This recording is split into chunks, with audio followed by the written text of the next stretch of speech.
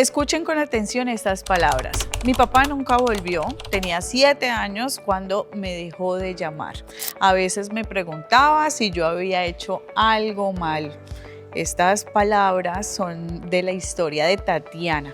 Ella es una joven de Bucaramanga que compartió en sus redes sociales un testimonio sobre crecer sin su padre. Su video claramente se hizo muy viral y no tanto por el drama, sino por la verdad que cargaba en cada palabra. Más de 1 millón de personas comentaron, compartieron o simplemente se quedaron ahí en silencio escuchando lo que ella estaba narrando. No hablaba solo de abandono económico, hablaba de una ausencia emocional que marcó su niñez, su adolescencia y sus relaciones adultas. Y Tatiana hoy no está sola. Escuchen esta cifra. En Colombia, según el DANE, más del 40% de los hogares están liderados solo por mujeres y muchas de ellas pues claramente no lo eligieron, sino que les tocó por consecuencia, porque los padres de sus hijos se fueron o porque se quedaron pero no estaban presentes. Lo que para algunos es un desacuerdo de pareja, para muchas mujeres es una vida de sobrecarga total. Miren, económica, emocional, administrativa y por supuesto afectiva. Así como Tatiana, por ejemplo, a mi sobrino Juanchito, le digo Juanchito de cariño, a él le pasó lo mismo. Su papá estuvo presente durante su primer año de vida, pero luego simplemente desapareció. Él formó una familia con otra pareja, nosotros nos dimos cuenta que después incluso tuvo una hija con la que sí compartió. A ella la crió y fue un papá ejemplar. Juanchito a mí nunca me lo ha dicho, pero yo sé que la duda ha estado siempre en la familia. ¿Por qué con él no y con ella sí? Y aquí viene una pregunta que muchos evitan, pero que nos toca hacerla en voz alta.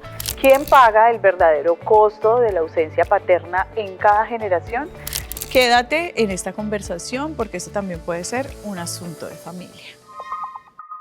Este encuentro es un acto de reconocimiento para todas aquellas mujeres que han sostenido hogares solas, en silencio y con muchísimo coraje. Hoy hablamos de ausencias, pero sobre todo de las presencias que han sido vitales para salvar la vida cotidiana. La paternidad no debería ser opcional, no basta con figurar en un papel. Hay que estar en el cuerpo, en el afecto, en la cotidianidad y en la responsabilidad. Las cifras nunca son frías. Son historias de infancia, de hambre, de dolor, de cansancio, de soledad. Abrimos esta conversación para hacer visible lo que siempre ha estado allí, para que nombrar el abandono sea un primer paso hacia la justicia, hacia un modelo de cuidado más equilibrado y más compartido.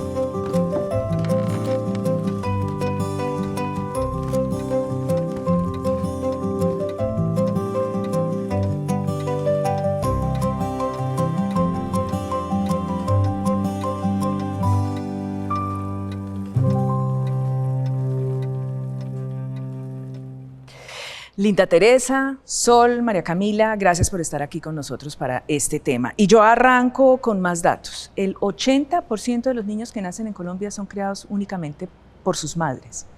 Por favor, arranco con usted que me ayude a entender cuáles son las dinámicas culturales que subyacen a esta cifra tan preocupante y dramática. Bueno, creo que la realidad de las familias opera desde muchas formas en esas configuraciones. En Colombia la diversidad familiar abunda, hay mucho más de 20 tipos de formas de ser familia, pero creo que lo esencial aquí es reconocer que esa jefatura específicamente ha estado muy marcada desde la monomarentalidad, que otros denominan monoparentalidad.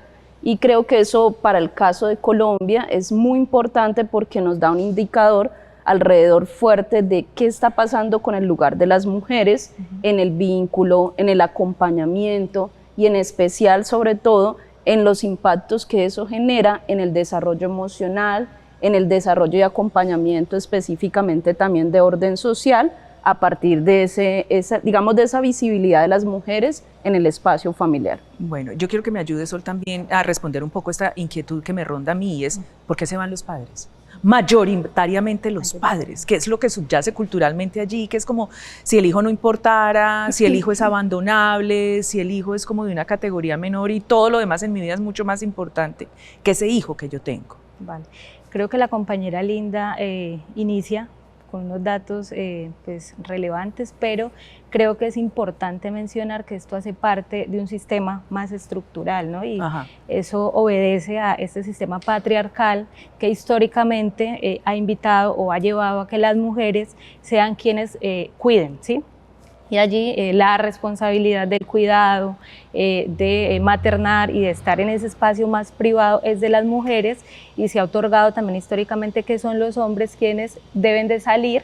Digamos que con esa concepción de salida es más fácil desprenderse, digamos, de ese vínculo, como decía la compañera, y delegar el cuidado a las mujeres, ¿sí? Entonces, creo que en términos de lo que tú dices de lo cultural, eso es principal, y es que hay una estructura, hay un sistema patriarcal que no es de ahora, digamos que históricamente pues está, y que pese a los avances, a los retos que digamos desde lo familiar está, y a los avances también que las mujeres tenemos, es algo que está allí y que marca de una u otra manera la pauta para cuidar y para acompañar pues la vida de las niñeces. Sí.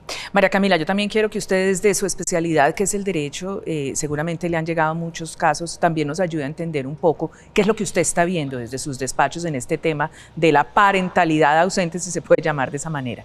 Bueno, primero, muchas gracias por la invitación, y bueno, como abogada yo veo dos falencias principales. La primera sería falta de políticas públicas más estrictas, más integrales. ¿En frente a qué?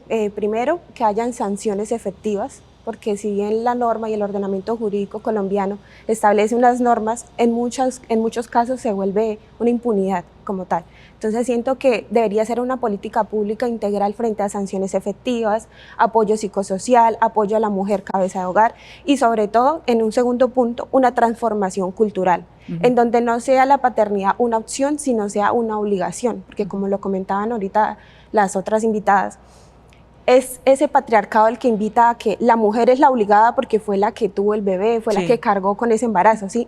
Pero el padre pues puede tomar la decisión porque pues a la final no lo llevó 9 meses. Y eso es lo que uno ve en el despacho. Entonces ve muchos casos en los que prácticamente no se sienten responsables los padres precisamente porque no va a pasar nada.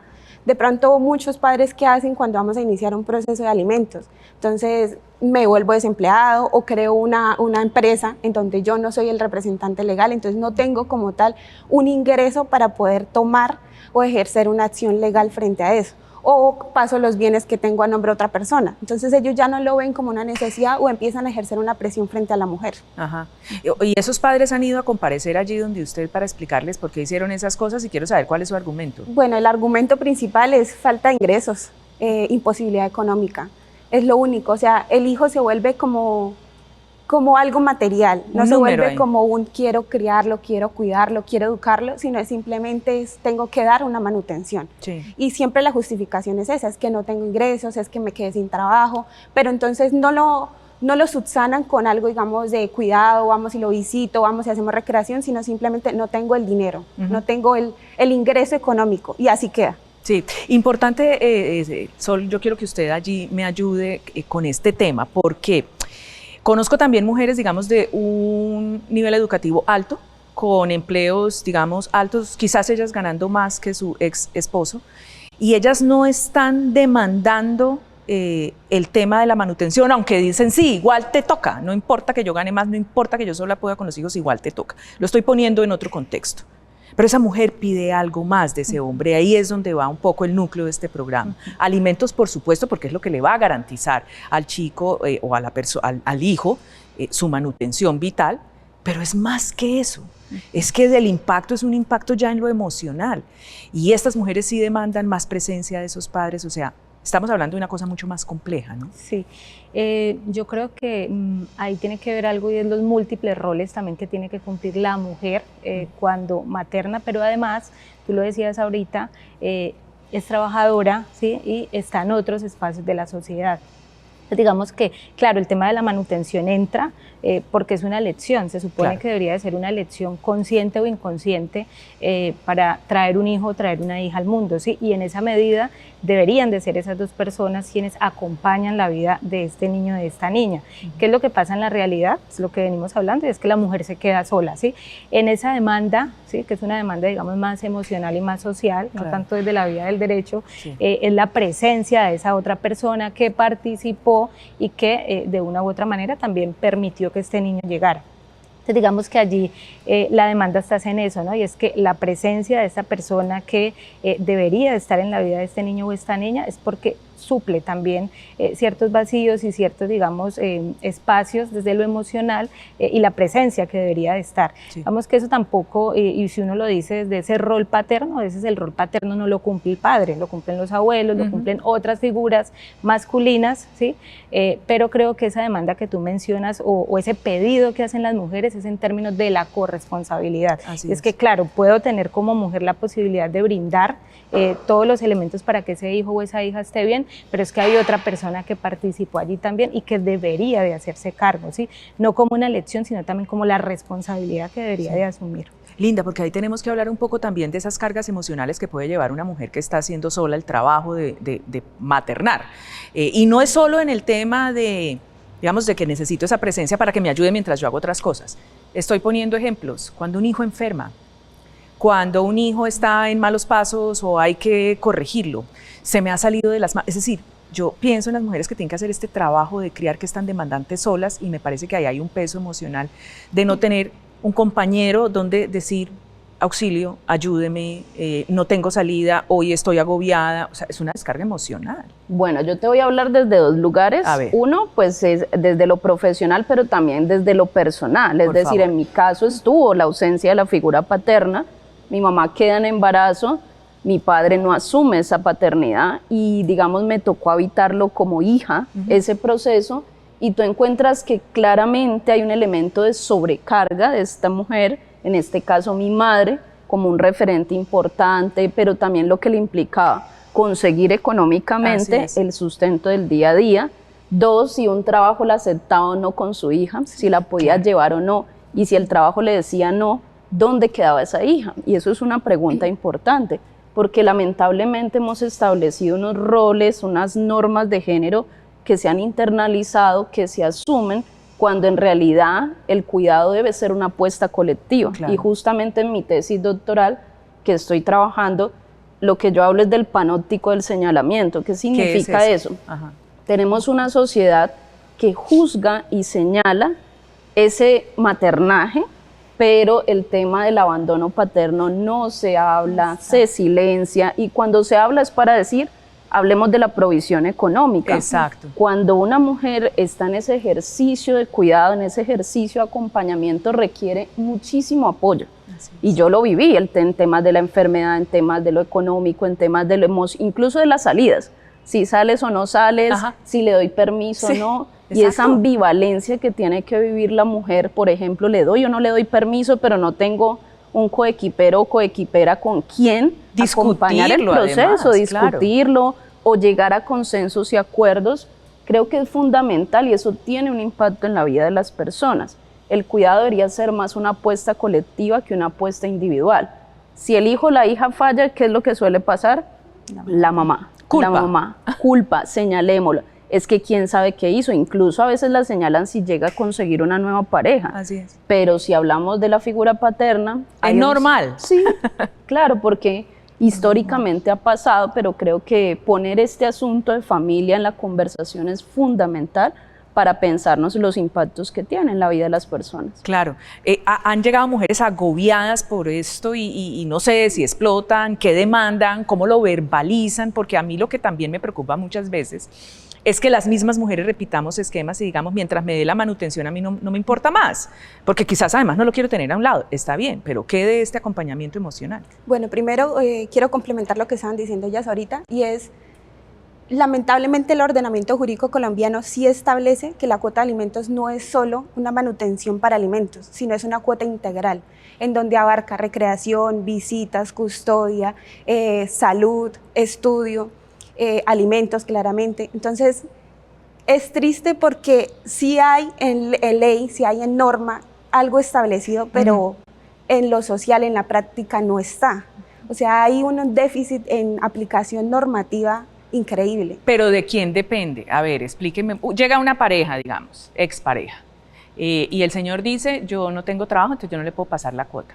Esa mujer ahí le demanda, pero sácalo a pasear, pero dale amor, ve al colegio, ve a las reuniones familiares, o eso ni siquiera pasa por la cabeza de las mujeres que exigen. Es triste porque a veces ni siquiera la mujer lo exige, como hablábamos ahorita, o sea, de pronto se vuelve también un señalamiento tan fuerte para ella, que aparte de que tiene una sobrecarga en su hogar, en que tiene que trabajar, en que tiene que emocionalmente estar bien para su hijo, también tiene que entonces empezar una discusión con el padre de su hijo.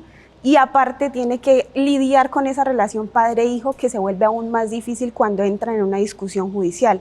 Entonces muchas veces es la misma mujer la que se retrata a iniciar estas acciones, aunque uno como abogado la asesore. Claro. O muchas veces entra una manipulación. Entonces de pronto, no sé, pongamos, es un ejemplo, violencia intrafamiliar. Entonces, por el miedo de pronto de que ejerza cierta presión o que ejerza cierta violencia hacia ella o hacia su hijo, deciden retractarse. Y claro, ese es el ámbito más fuerte, porque claro, aunque nosotros tenemos las armas, no las podemos aplicar, porque a la final el derecho es voluntario.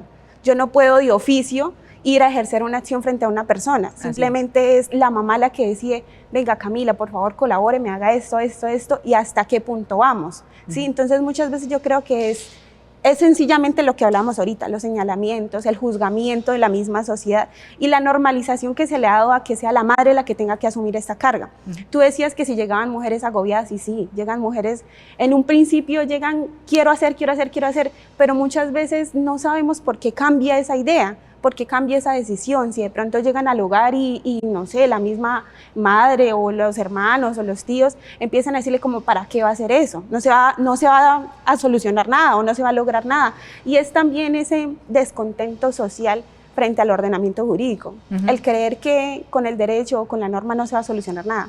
Y pues la justicia, como quien dice, cojea pero llega, y muchas veces ni siquiera intentamos que llegue. Entonces llega la mujer estresada, llega agobiada, nosotros la asesoramos, nosotros le damos sus pautas, pero a veces no vuelven. Sí, y hasta qué punto nosotros como abogados podemos ir o extralimitarnos. Sí. No es posible, porque también se genera entonces una revictimización y empezamos como a presionarla cuando no es así. Claro, agobiarla mucho más. Complicado asunto. Sí. Vamos a hacer, ya te doy la palabra, vamos a hacer un corte comerciales y regresamos para que puedan reaccionar frente a eso que me parece una radiografía preocupante. Así es.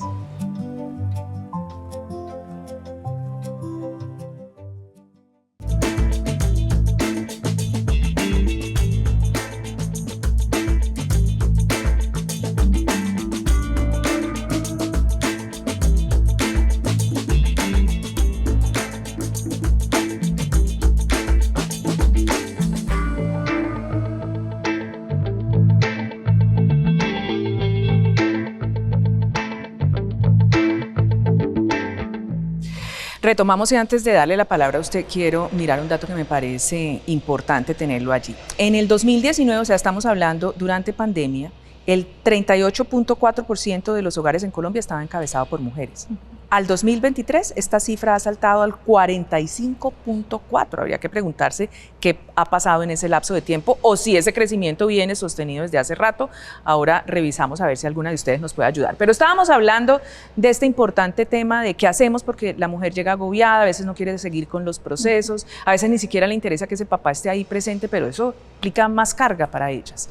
¿Usted quería reaccionar sobre? Yo creo que ahí también es importante hablar del desgaste emocional que hay en estas mujeres, ¿sí? Es que ahí se exige que se cumpla con lo mínimo, y lo mínimo es lo económico, ¿sí?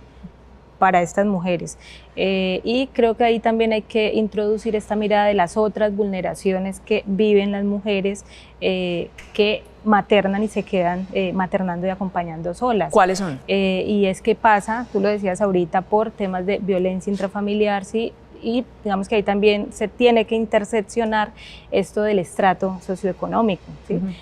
Para no hablar también, y bueno, creo que también es importante poner lo que pasa con las adolescentes que en ese curso de vida también quedan en embarazo, y creo que esa es otra cifra a la que hay que colocarle cuidado, porque en el país también estamos hablando de que más o menos el 80% de adolescentes ha quedado en embarazo. ¿Sí? Y ahí creo que si vamos a hablar de paternidad ausente, ese es un elemento que deja a las chicas, niñas, porque empiezan entre los 10 y los 19 años a ser mamás, y digamos que ahí también entra la pregunta, bueno, ¿dónde está este hombre que acompañó o que permitió que ese hijo llegara? Entonces, a veces también es un adolescente. Es adolescente. En la mayoría de los casos.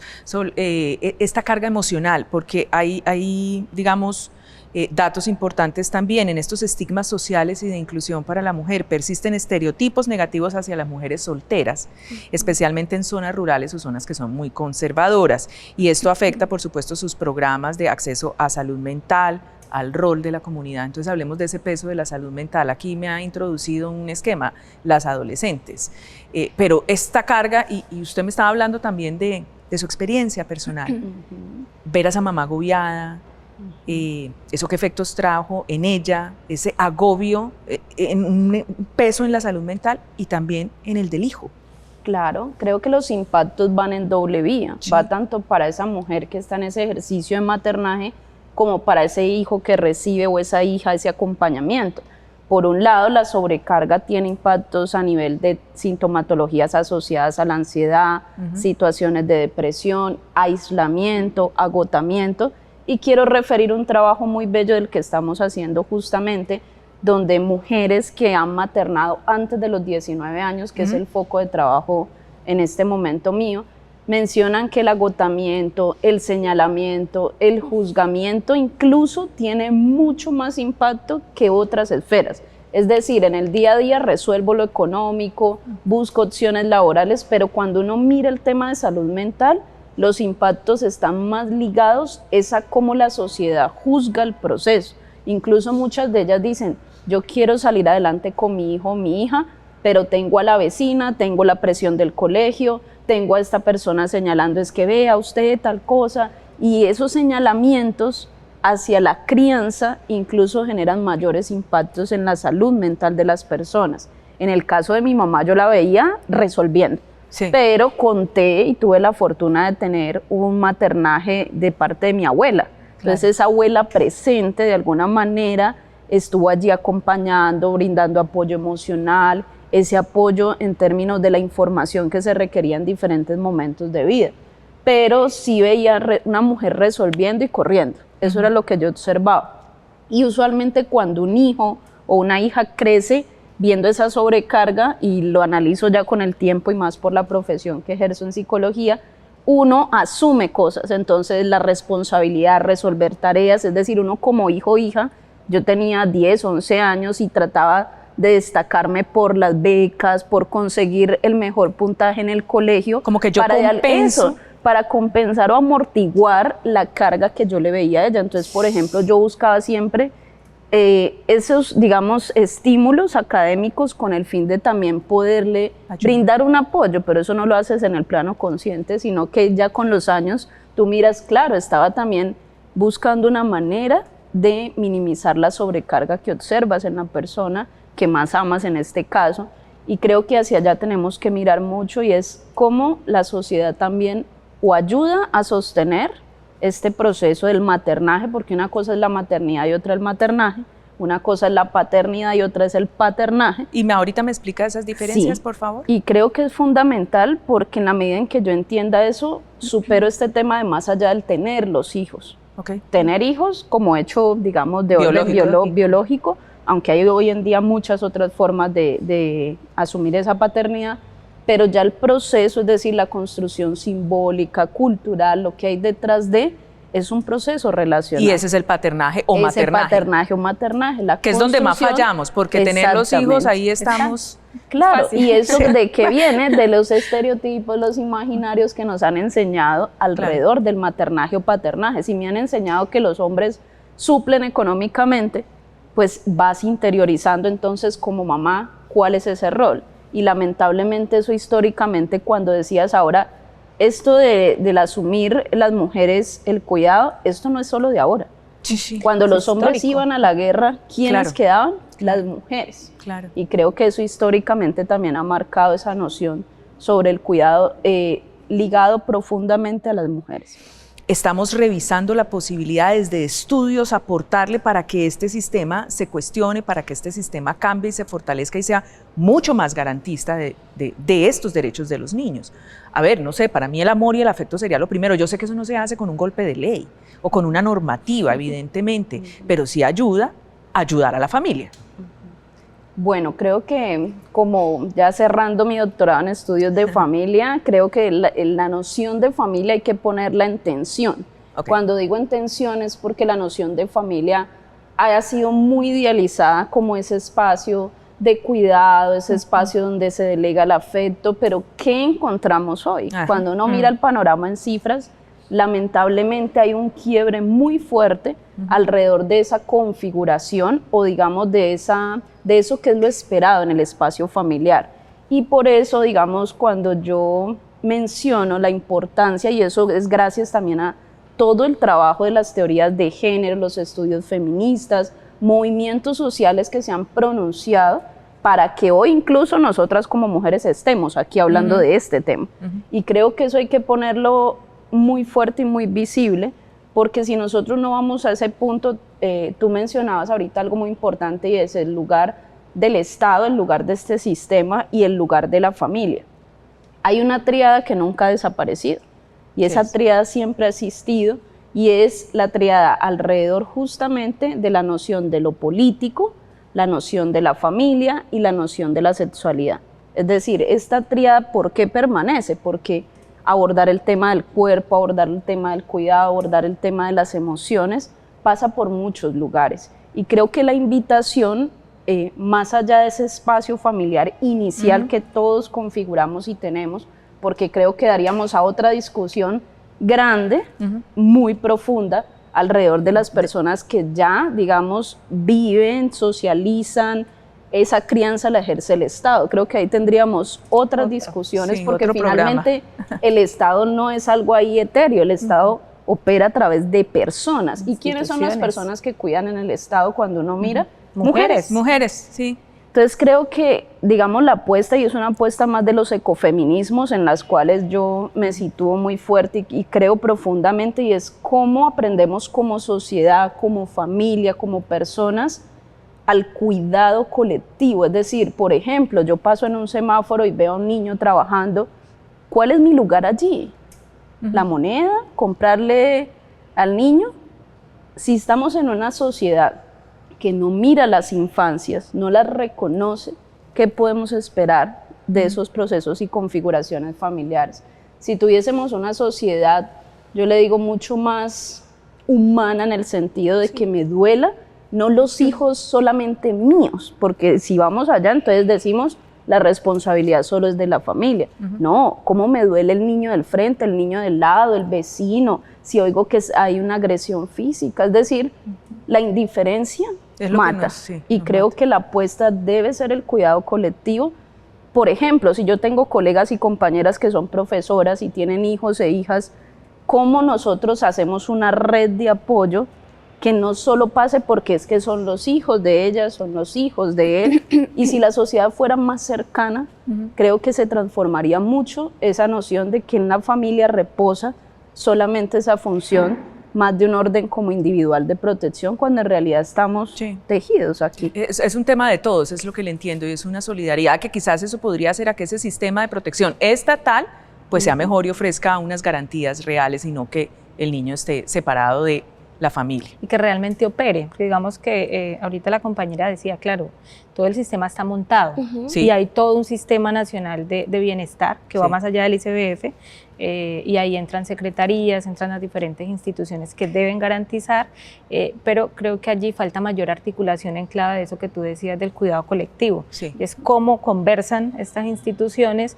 para que se pongan realmente al servicio de la familia, ¿sí? Para que acompañen a la familia y que realmente la familia conozca cuáles son los mecanismos y cuáles son estas instituciones que deberían de estar para acompañar y para garantizar. Y mira que precisamente hay un principio que se llama el principio de corresponsabilidad familiar, que es precisamente eso. Entra el Estado, entra la familia y entra la sociedad a ser garantes de esa protección, esos derechos de los niños, niñas y adolescentes. Entonces muchas veces lo que tú decías, creemos que la responsabilidad es simplemente padre y madre y listo, pero ¿dónde entra la sociedad ahí? Y muchas veces olvidamos que en penal no solamente se cometen delitos por acción o hecho, sino también por omisión.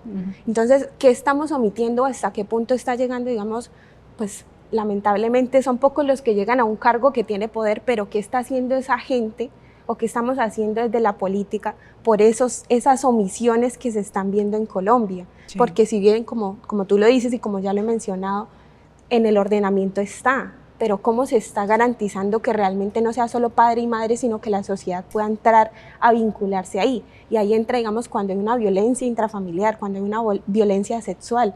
Entonces, no, ella soluciona, ella mira, o entonces tenemos que revictimizarla cuántas veces, o al niño cuántas veces se le tiene que preguntar, su papá está, su papá responde, su papá, ¿usted cómo se siente? ¿Cuántas veces tiene que exigírsele eso para que realmente entre el ordenamiento a garantizar los derechos? Y es ahí donde uno dice, ¿qué pasa con una capacitación, no sé, unas políticas públicas, desde la educación del colegio? Claro. ¿Dónde está esa educación a los padres o a la familia, el acudiente? Porque no muchas veces es el padre y la madre están trabajando. El acudiente en capacitarlo de que realmente se garanticen esos derechos, de que realmente se pueda proteger al menor. Sí, no, pues quedan una cantidad de preguntas allí que yo creo que es lo que nos está rondando, no solo a mí aquí sentada, sino a las personas que seguramente nos están viendo, hasta para preguntarse cuál es mi papel allí, cuál es mi papel allí y yo cómo puedo cambiar eso. Y esa pregunta se las voy a dejar después de comerciales.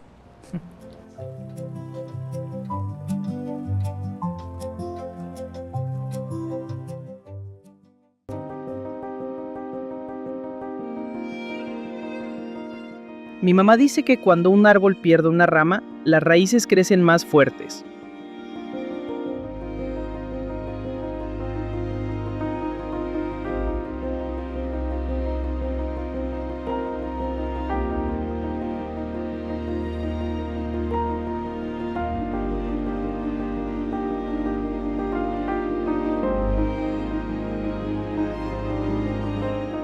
Papá se fue una mañana sin decir adiós.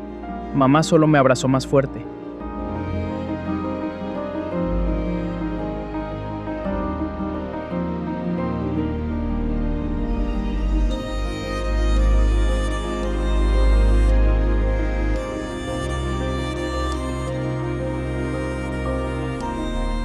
Mamá, ¿estás bien? Estoy aprendiendo a ser fuerte y tú me ayudas más de lo que crees.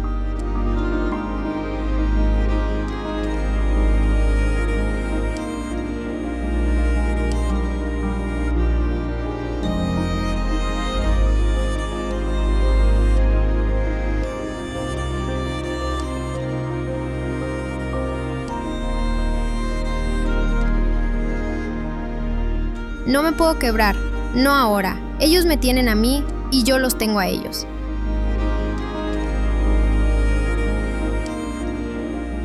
A veces mamá no duerme, pero al otro día siempre sonríe como si pudiera con todo. Mi héroe no tiene capa, tiene delantal, cuadernos y un abrazo que cura todo.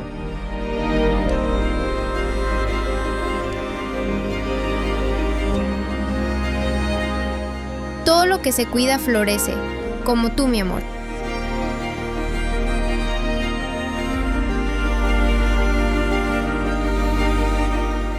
A veces los árboles pierden ramas, pero mi mamá, ella es la raíz que nunca se rinde. Ser madre cabeza de hogar no es una debilidad, es una forma poderosa de amar. Revisemos este tema también a la luz de datos interesantes. Oigan esto, la inversión en madres cabeza de hogar, es decir, en cuidados, en educación, en el empleo formal, genera retornos altos en el PIB a mediano plazo. O sea, señores Estado, es buen negocio para nosotros si lo queremos ver desde las cifras macroeconómicas del país.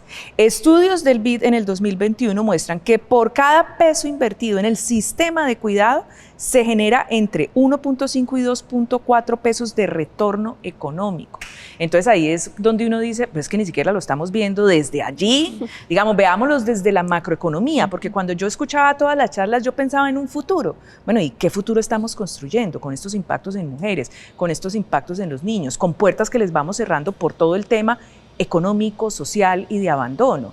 Entonces es cuando uno dice, pues señores que están arriba en planeación y en Hacienda, ¿dónde debemos meter la platica?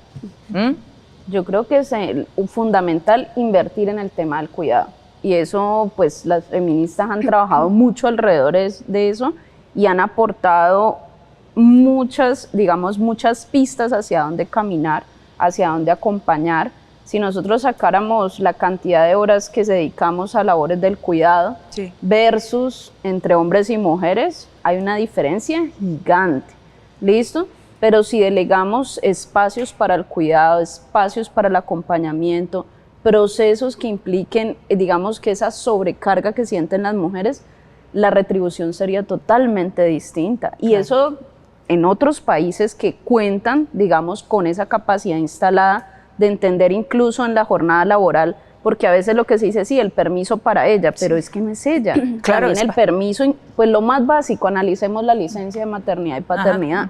El solo hecho de que esa distribución sea distinta, te está marcando una pauta, porque tiene que amamantar, que la lactancia, sí, pero es que como el cuidado no pasa solo por esos primeros años, sino todo lo que pasa de ahí en adelante, la sociedad también manda un mensaje de acuerdo a la normatividad que tiene vigente. Lo que necesitamos es hacer cambios allí fuertes, y ahí pasa mucho por la voluntad política, que es, además de esto que yo tengo aquí, el chequecito se va para allá, y eso es lo que yo demando. Y es un poco en línea con lo que estábamos hablando, digamos, este concepto de productividad. Nuevamente vuelvo y caigo donde arrancamos. Padres ausentes, si no tiene la plata para la manutención, hay otras formas donde realmente le estamos aportando a esto, si lo queremos ver en términos de productividad. Papá, que usted esté allí para que la mamá pueda salir a buscar los recursos, y lo que usted está generando también son recursos para un país más sano, por así decirlo, ¿no? Podríamos decir que es una manutención en especie, es una manutención en cuidado, en crianza, en recreación. Y muchas veces ahí también entra el estigma y la cultura, ¿no? El patriarcado de que el hombre no se puede quedar en la casa, de que la mujer no puede salir a trabajar. Entonces entra también una falta de transformación cultural en Colombia, en ya abrir la mente y decir el hombre y la mujer pueden trabajar por igual, el hombre y la mujer pueden quedarse en la casa. La labor del hogar es una labor complicada que, si bien no es retribuida como tal con un salario, es una labor que muy pocas personas seríamos capaces de hacer. Yo, digamos, tengo una hermana y yo digo, yo la valoro increíble porque ella sacrificó muchos de sus sueños, muchos de sus logros personales o de su autocuidado, de su tiempo de ocio, con tal de poder educar y criar a mis sobrinos, a sus hijos. Entonces es una labor que uno dice, es complicado, es que si uno, digamos, llega del trabajo y hace comida, se ensucia la cocina y ya uno quiere acostarse a dormir, o sea, como que es una labor tan fuerte que muchas veces no la reconocemos. Y es ahí donde uno entra a decir, ¿qué pasa socialmente? ¿Por qué seguimos eso históricamente que sigue pasando? Nosotros permitimos que continúe. Ya es hora de un cambio, es hora de un cambio mental, de cultura, en donde podamos decir eso, en donde no, si bien el padre no tiene económicamente un ingreso, puede decir, yo voy a aportar que el niño se quede, no sé, entre semana conmigo y que la mamá pueda salir a trabajar, a ejercer una labor en un ámbito de la sociedad en donde pueda ser reconocida como una mujer profesional, trabajadora, y que se pueda valorar también ese aporte del padre, que no sea como que, bueno, entonces usted no es nadie porque no estudió, porque no trabaja, porque es un conchudo, como esos señalamientos que también entran en que el padre no pueda aportar así. Y le dicen conchudo. Con un padre que, digamos, voy a ponerme el otro caso, el padre que se ha quedado, el padre que está paternando, el padre que acompaña. No, es que él no trabaja. ¿Cómo así que no? ¿Qué sería de uno, y lo digo en mi caso, si no hubiera estado esa persona allí en momentos muy complejos? Yo tuve un hijo con una enfermedad, si no hubiera sido por mi compañero, me enloco. Entonces es por eso que estábamos hablando un poco aquí también del tema, no solo de lo que te ayuda en tareas, sino de ese soporte emocional que en muchos momentos de la vida es prioritario. por encima de muchas cosas. Se nos está acabando el tiempo. Yo me quedé un poco con lo que usted dijo y es como todos debemos ser corresponsables. Y la pregunta para cerrar muy corto en una ronda de conclusiones es, y a esta persona que está ahí al otro lado de la pantalla, todos estos que nos ven, ¿cuál sería el llamado que usted le haría para ser una persona que aporte a esta temática y a solución? Bueno, creo que la invitación que yo hago está más enfocada, uno, a la importancia del apoyo emocional. Creo que el apoyo emocional no cuesta, Sí. lo podemos dar y lo podemos dar como sociedad en un abrazo que acoge, en una mirada. Yo llevo ya casi 15 años trabajando con mujeres de diferentes entornos del Valle del Cauca y yo creo que lo que más me han enseñado es que la escucha, y una escucha, cuando yo digo presente, Empática. activa, es tan sanadora, pero también potencia aquello que a veces es invisible para los otros y las otras. Entonces mi invitación, ese apoyo emocional, el abrazo, el reconocer si mi vecino o mi vecina, también cuál es ese lugar de agencia. Dos, creo que algo muy importante es no olvidar esto del cuidado colectivo. Creo que no podemos seguir dividiendo familias, sí, hay unas responsabilidades desde la parte legal y demás, pero en la medida en que nosotros sectorizamos, estamos atribuyendo una responsabilidad, pero es que tu vida también va a afectar mi vida. Claro. Tu presencia en mi ciudad, tu presencia en donde vivo, también me va a afectar a mí. Por las maneras en que te relaciones, por las maneras en que interactúes, por la manera incluso que cuides la naturaleza, que de la naturaleza también va a depender la vida. Yo creo que cuando uno piensa que el cuidado es el sostenimiento de la vida, es decir, las personas que estamos aquí, hoy vinimos porque alguien cuidó de nosotros. Yo no llegué a mis 38 años en solitario, porque lo logré, no, yo llegué porque alguien cuidó de mí. Siempre recordemos esa persona que cuidó de mí. Sí. ¿Qué pasó detrás? ¿Cómo puedo contribuir al cuidado? Y esa es como la apuesta que yo hago del cuidado colectivo. Muy lindo, y yo lo devolvería con todos los aportes que estás haciendo a la sociedad gracias a ese cuidado. Es que todo se retribuye y lo que queremos es que se retribuya positivamente. Por favor, Sol, tu conclusión. Bueno, no, yo creo que en clave también de lo que plantea Linda, ser redes de apoyo, ¿sí? Ser reales redes de apoyo, lograr sostener. Yo creo que nos han enseñado en sociedad a ser muy solitarios y lo que tú decías, claro, solos no estamos. Creo que si nos quedamos ejerciendo una cantidad de roles y desarrollando una cantidad de tareas en solitario va a ser muchísimo más difícil y más complejo. Entonces eso es lo primero, pero también ponerlo en clave de ser veedores de los diferentes procesos. Creo que esa es la otra parte que quien está detrás.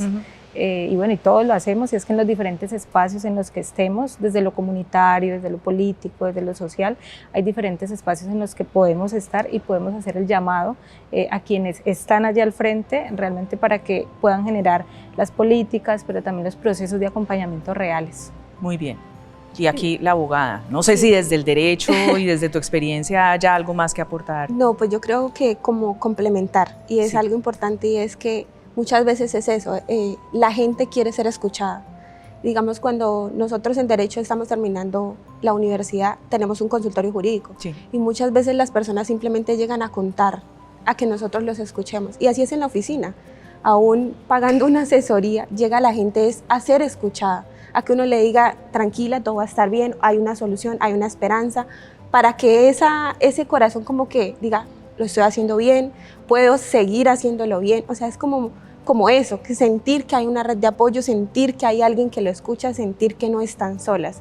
Y la invitación es a concientizar que tanto padre como madre tienen un deber, tienen una obligación frente a ese niño, niña o adolescente, y es a cuidar, a proteger, y que no simplemente, como lo decíamos ahorita, no es una manutención en dinero, que también se puede dar en especie, que se puede dar con cuidado, que se puede dar con labores de hogar. Entonces es a concientizar y a decir, no es algo solo de madre, no es algo solo de madre porque lo crió, porque fue la que parió ese bebé, sino que es una obligación mutua y fue una decisión mutua. A la Claro. final es algo que decidió hombre y mujer para tener ese bebé. Entonces es concientizar y decir como es hora de que el hombre también se dé cuenta que hay que responder, que no es una decisión, sino que es una obligación. Así es. Pues muchas gracias. Creo que hemos aprendido mucho con los valiosísimos aportes de las tres. Gracias por habernos acompañado. Muchas gracias.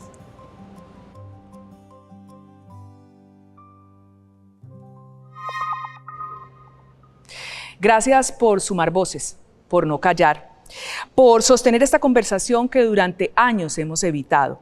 La ausencia paterna no es solo un problema privado, es una deuda colectiva. Ojalá esta charla haya sido una pausa para pensar, pero también un impulso para exigir. La corresponsabilidad no es caridad, es deber. Nos vamos con la convicción de que hablar transforma y que un mundo más justo comienza por equilibrar las cargas de quienes cuidan. ¿Qué pasa cuando normalizamos que los padres se puedan ir y no pasa nada? Miren, en TikTok, un video de Luis, un joven caleño, se hizo muy viral cuando contó que a los 25 años sigue sintiendo un hueco cuando ve a padres jugando con sus hijos. Él dijo algo así como que no me duele que mi papá no haya pagado mi colegio, me duele que nunca me haya dicho que estaba orgulloso de mí. Y si les soy sincera, yo me siento identificada con Luis. Y ese es el punto, porque el abandono no es solo material. Miren, el abandono es no estar en las decisiones importantes, en los días difíciles o incluso en los logros, porque la ausencia del padre también es una sobrecarga para las madres que deben convertirse en todo, en madre, en padre, en psicóloga, en enfermera, contadora, cocinera, en el sostén emocional y en el sostén económico. Y puedo seguir enumerando muchas habilidades que terminan desarrollando las madres que se hacen cargo solas de sus hijos. Miren, y es que un error muy común es pensar que el abandono termina cuando el niño crece, porque la realidad es que sus efectos duran toda la vida. La herida de no sentirse elegido, de no sentirse importante, deja cicatrices que son invisibles y en muchos casos se convierten en una gran herida. Pero esto no es nuevo. Miren, aquí en el Valle del Cauca, durante migraciones internas, por allá en los años 70 y 80, miles de hombres dejaron sus hogares buscando trabajo en otras ciudades o en otros países y muchos nunca volvieron. Hoy en día la historia se repite con nuevas formas de abandono. Padres que están en la misma ciudad pero que nunca llaman, hombres que cumplen sí con una cuota alimenticia pero que nunca le dan ni siquiera un abrazo a sus hijos. Y mientras tanto, generaciones y generaciones enteras crecemos preguntándonos si algo nos faltó o incluso sintiéndonos culpables de la irresponsabilidad de estos padres que abandonan y por supuesto de la falta de afecto y presencia de un adulto que simplemente decidió irse, decidió no quedarse. Por eso, hoy más que nunca tenemos que repensar la paternidad. Yo estoy convencida completamente que no basta con exigir una pensión, sino exigimos también una presencia activa, acompañada de amor y por supuesto que sea constante, porque la crianza compartida no es un favor que se le haga a la mamá, es un derecho del niño y pues es justicia para todos. ¿Y tú? ¿Estás repitiendo o estás reparando? Hablemos de esto en nuestras redes sociales porque esto también puede ser un asunto de familia.